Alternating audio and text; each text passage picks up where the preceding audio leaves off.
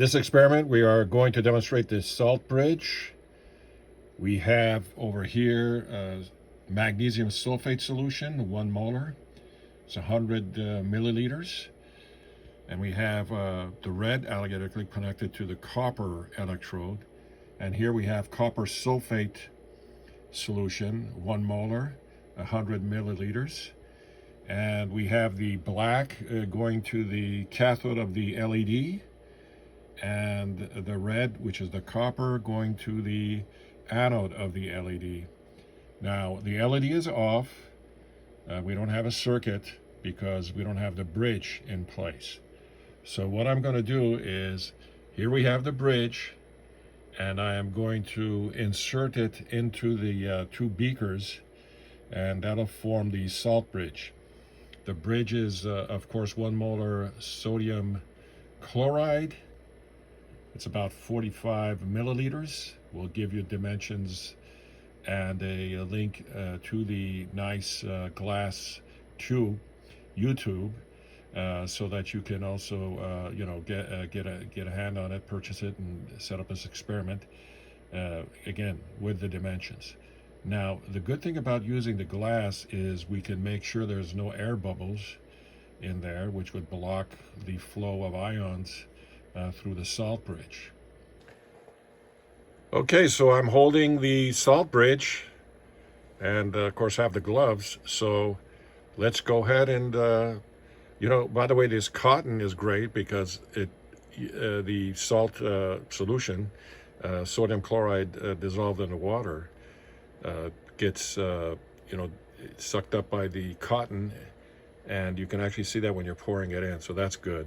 So this will actually act as a blocker for the ions in the 2 beaker solutions, but allow the sodium chloride, which is, once dissolved, you have the sodium ion and the chloride ion to be able to move, and we'll explain what's going to go happen.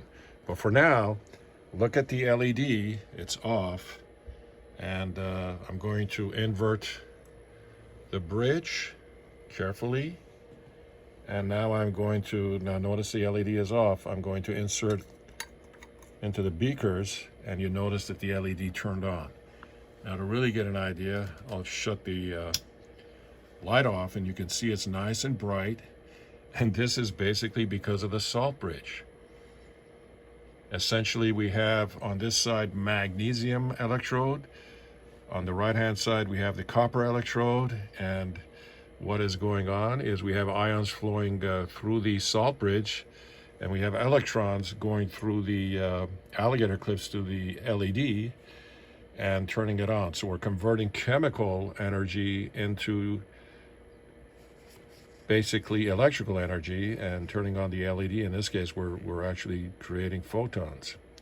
So this is a nice transformation from energy from one form to the other, in this case chemical energy into optical photons, and also electrical current, basically the flow of electrons. Now the electrons are moving from the magnesium electrode to the copper electrode. So electrons are moving, in the direction of, the black to the red. And of course, the current is opposite the direction of the electrons, is moving from the red to the black. So that's why we have red, hooked up to the anode of the LED and black to the cathode. And that, of course, puts a positive voltage across the LED, and it turns on. Now, what's happening is in the magnesium, let's turn the lights on. In the magnesium sulfate solution, we have ion of magnesium +2 and also sulfate, SO4.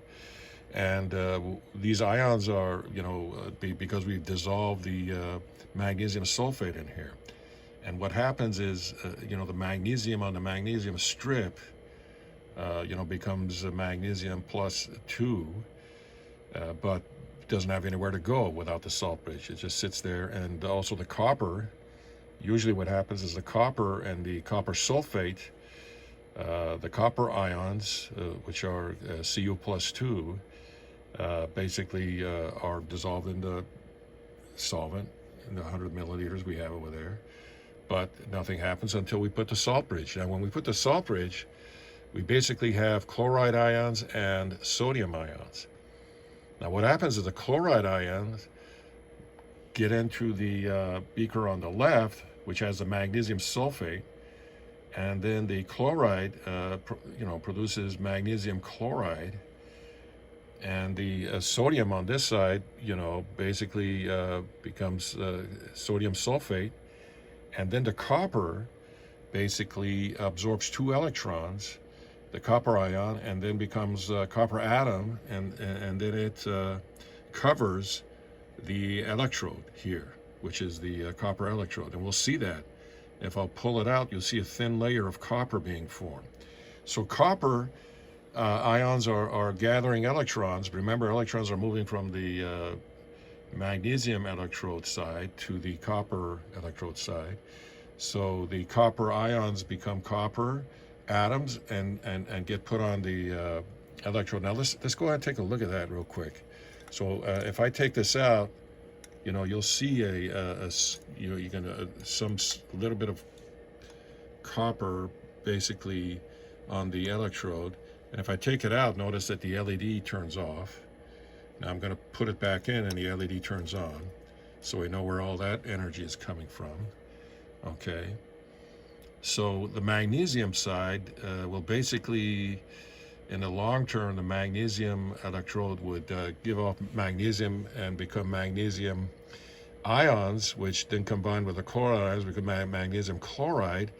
And so the magnesium electrode will become depleted, whereas the copper electrode would be covered with copper, so it keeps growing, so to speak. Okay, now here's another experiment I'm going to do, and which is to take the salt bridge out of the 2 solutions and look at the LED. So the LED went off. We know where the current's coming from. We have ions moving in the salt bridge, okay, completing the circuit, and then you see the LED turn on. Now we're going to go ahead and measure the voltage in a second, but so you basically have sodium chloride in the solution, which becomes sodium ion and chloride ion.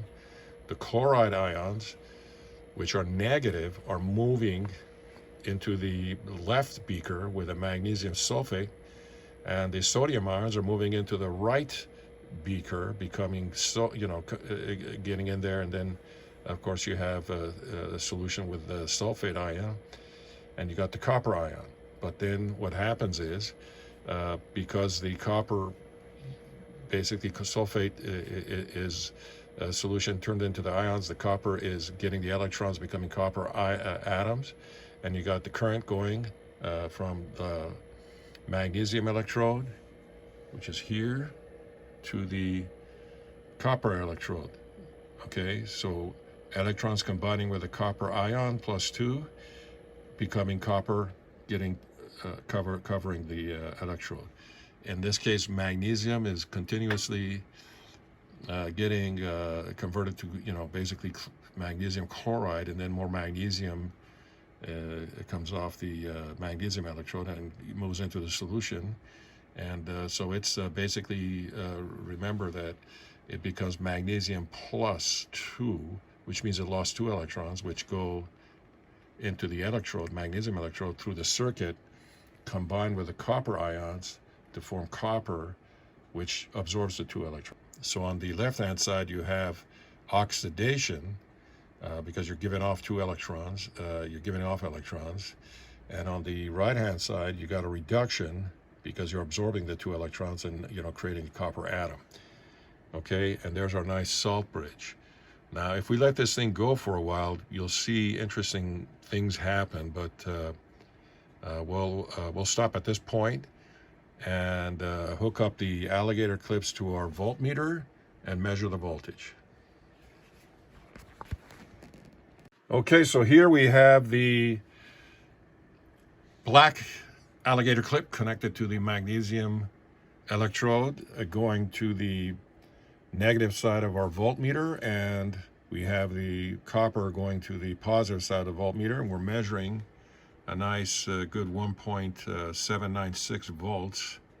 Okay, Now, to illustrate that this is through the salt bridge, we're going to take the salt bridge over here and just take it out. Look at the voltage while I'm doing that. Goes to 0. Now I'm going to reinsert it. Goes back to 1.796 volts. Okay?